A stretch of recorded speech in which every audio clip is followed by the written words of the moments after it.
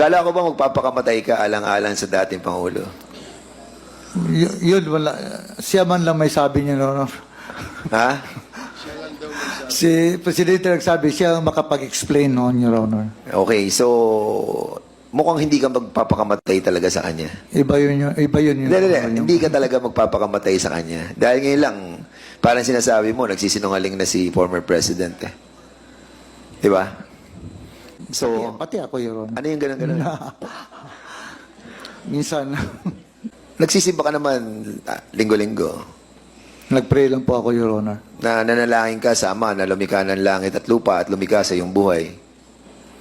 Yes, nag-pray ako directly. At sa harapan ng ating Ama na nakikita tayo sa ngayon, ay sinasabi mo na talagang wala kang involvement dito sa pagpatay ng maraming mga nilalang na kanyang binigyan ng buhay. Totoo yun. Wala talaga, Your Honor. Wala ka talagang...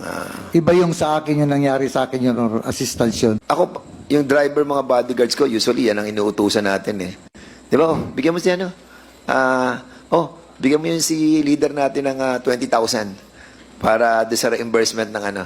Di ba trusted mo usually yung mga kasama mo eh. Kapag malalim yung pagsisinungaling mo, alam mo na kung ano yung sasagot mo. Di ba? Tama, mali. Kasi lahat kami alam na namin DDS eh. Ikaw na lang ata yung natitira na hindi pa nakakaalam nun.